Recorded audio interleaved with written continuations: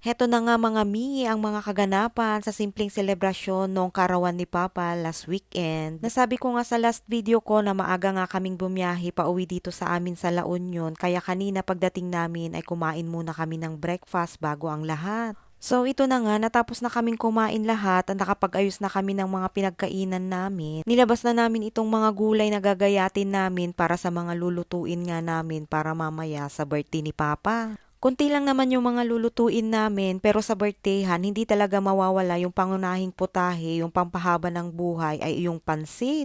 Kaya naman, pinagtulong-tulungan na naming hiwain ay itong mga ingredients para sa pansit at yung mga iba pang lulutuin na putahe para mamaya ay tuloy-tuloy na nga yung pagluluto namin. Ano daw, putahe? Parang napakarami naman naming lulutuin, charing. Pananghalian nga daw yung celebration ni Papa, kaya nung natapos na kaming maghiwa ay inumpisahan na naming magluto at dito nga namin inumpisahan sa pagluluto nga ng pansit. Dito na nga kami nagluto sa labas kasi nga si Mama ay nakatoka nga sa pagluluto ng bilo-bilo at doon naman siya sa loob magluluto. At yung mga boys naman kasama ng mga kapatid ko ay doon nga din sila sa likod dahil sila naman ang nakatoka sa pagluluto nga ng kambing. Totoo yan mga mi, dahil nga pinakatay ni Papa yung isang alaga niyang kambing para daw dito sa celebration niya nga ng ika-66 birthday niya. Kaya yung mga boys nandun sa likod, kami naman nandito sa harap, kaya toka-toka ang pagluluto ng kanya-kanyang putahe. Hindi naman sa pilitan na doon ka, dito kami, hindi naman ganon, dahil kami tulong-tulong pag may mga ganitong mga okasyon para mas mabilis nga kaming matapos. At dahil medyo matagal nga itong niluluto namin kasi nga ang gamit namin itong portable na gas stove ay nilipat nga ni Papa dito sa kahoy para mas mabilis maluto. Legit nga yan mga mi, dahil sa sobrang lakas nga ng apoy dito sa may kahoy ay bilis nga maluto nitong niluluto namin at halos ma-overcook na nga itong gulay para sa pansit. Ay nako mga mi, sanay na sanay itong kamami nyo na magluto sa kahoy dahil ito nga ang kinalakihan namin. At habang natatapos na naming lutuin itong pansit ay naluluto na nga rin ni Mama yung bilo-bilo niya doon sa loob ng bahay. At dahil nga mahirap ngang maghalo-halo nitong niluluto naming pansit kasi nga malakas yung apoy at mainit, to the rescue naman itong si Papa sa paghahalo nga. So ayan na nga mga mi, malapit-lapit na siya sa katotohanan.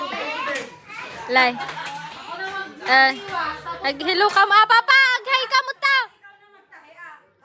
Dito ya.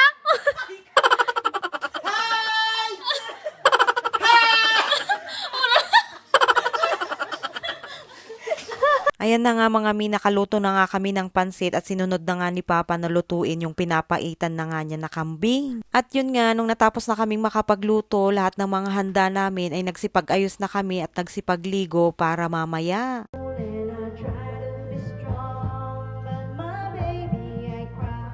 At syempre, habang hinihintay naming maayos lahat, nagkanta-kanta muna kami dito sa may videoke. Hindi kompleto ang uwi namin dito sa bahay kung hindi kami kakanta dito sa videoke kasi ito nga ang pinakabanding naming pamilya. Alam nyo mga mi, mahilig talaga kaming kumanta nung hindi pa uso itong videoke, ang kinakantahan namin naman ay yung karaoke. Meron pa nga yung isasalpak mo sa VHS noon tapos doon na rin kami kumakanta, basta yun. Tapos yung susunod naman sa VHS ay yung VCD naman, basta ganun. So balik na nga tayo dito mga mi, nakapag-ayos na nga kami dito lahat ng mga handa ni Papa at ready na nga kaming i-celebrate nga ito. Hinihintay na lang namin makapag-ayos yung birthday celebrant dahil busy-busy pa nga siya doon sa likod bahay. Alam nyo na kahit birthday niya, ang dami-dami pa rin niyang ginagawa. Ang dami niyang sinisingit na gawain niya dito sa bahay. Ay nako pa, hindi ka na napirme. At ito na nga, nandito na si Papa at kakantahan na namin siya kasama ng mga apo niya.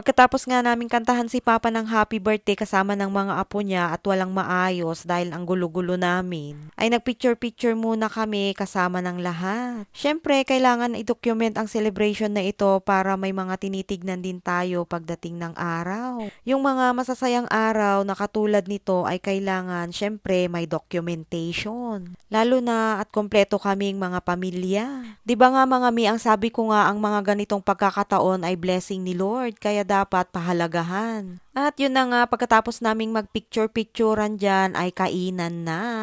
Kaya wala mo ng pansinan ngayon dahil kakain muna tayo dahil nagutom nga yata ako magluto ng pansit. Kanya-kanya kuha na ng pagkain tapos kanya-kanya na ding pwesto, ganyan. Ganito po talaga kami dito sa amin pag may mga ganitong celebration. Pagkatapos namin kumain ay sumunod naman ay isang masayang kwentuhan at kulitan. Yun lamang po for today's mini vlog serye para sa simple at masayang celebration ng birthday ni Papa. Salamat po ulit sa inyong panonood. Ito ang inyong kamami Janet, ang inyong kamaming isang Ilocana. Don't forget to follow, like, and share. See you next time. Ingat. God bless. All I dream of is your